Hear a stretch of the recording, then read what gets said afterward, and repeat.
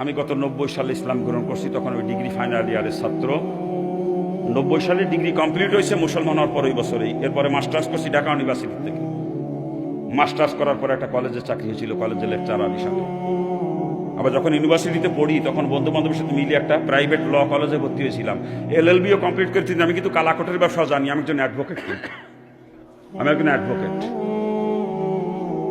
আমি কলেজে শিক্ষকতা করছিলাম মাত্র 7 মাস। 7 মাস যখন চাকরির বয়স, চরমনার মরহুম পীর সাহেব আমার কলেজ মাঠে মাহফিল করতে আসছিলেন। ওই দিন হুজুরের বয়ান শুনতে গেছিলাম।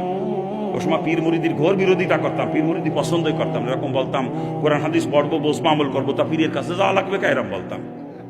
তো ওই দিন মনে মনে চিন্তা করলাম পীর সাহেব যেহেতু আমারই কলেজ মাঠে আসতেছে, কি করে একটু শুনিয়ে আসি। 42টা প্রশ্ন নিয়ে গেছিলাম, 42টা প্রশ্ন। একটা প্রশ্ন করার সুযোগ হয় নাই আমার। বয়ানের মধ্যে অটোমেটিক সমস্ত প্রশ্নের জবাব পেয়ে গেছি আমি। ওই দিনই মরহুম আল্লাহর কুতুবের হাতে বায়াত হয়েছি আমি। ওই দিনই হুজুর ওই দিন পর্দার উপরে খুব গুরুত্ব সহকারে আলোচনা করছেন, একটা হাদিসের ব্যাখ্যা করছেন হুজুর। আর তয়ুসু লা ইয়াদখুলুল জান্নাহ, তয়ুস কখনো জান্নাতে যাবে না, লা ইয়াদখুল কখনো প্রবেশ করবে না। আর হুজুরের ওই দিন বয়ান শোনার পরে সারা রাত আমি ঘুমাইতে পারি না, সারা রাত খালি কাঁদছিলাম। বললামটা কি, জাহান্নাম থেকে বাঁচার জন্য মুসলমান হয়েছি, জাহান্নামের ভয়তেই খালি মুসলমান হয়েছি, কিন্তু অন্য কোনো কারণে না।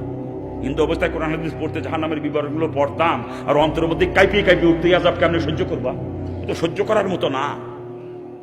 যখন জাহান্নামের আযাবের ভয় অন্তরে পয়দা হয়েছিল, তখন পাগলের মতো হয়ে গেছিলাম যে কেমন বাঁচবো এই আযাব থেকে, আমি কেমনে বাঁচবো।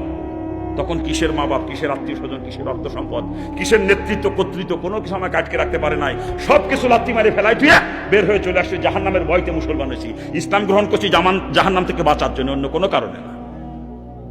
ওই দিন হুজুরের বয়ান শোনার পরে চিন্তা করতেছি যে এই জাহান্নাম থেকে বাঁচার জন্য মুসলমান হইলাম, আবার আমি এখন কলেজে যুবতী মেয়েদেরকে পড়াই, আমি তো দয়ুস, আমার তো জাহান্নামেই যাওয়া লাগবে।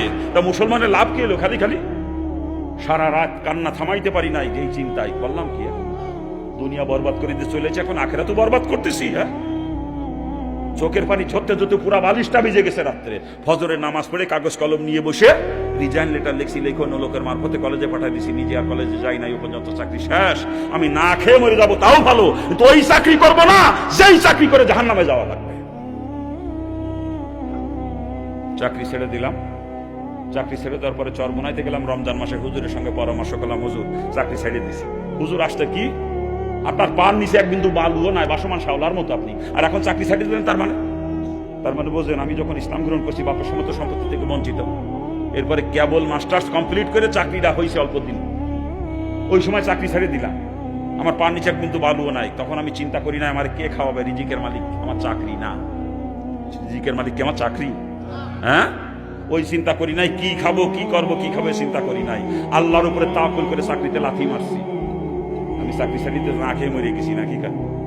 আরে ওই চাকরি যদি আজকে করতাম তো সর্বোচ্চ 1 লাখ টাকা বেতন, তার উপরে তো হইতো না। কিন্তু ওই চাকরি ছাড়ি দিয়ে মাদ্রাসায় গেছিলাম বুঝলে, মাদ্রাসার বারান্দাতে কিছুদিন ঘোরাঘুরি করছি বুঝলে, আল্লাহ মাসে 14-15 লক্ষ টাকায় হাতে দেয়। বর্তমান 14-15 লক্ষ টাকা ইনকাম প্রতি মাসে আপনাদের দেওয়া করবো, তোমার 14-15 লাখ।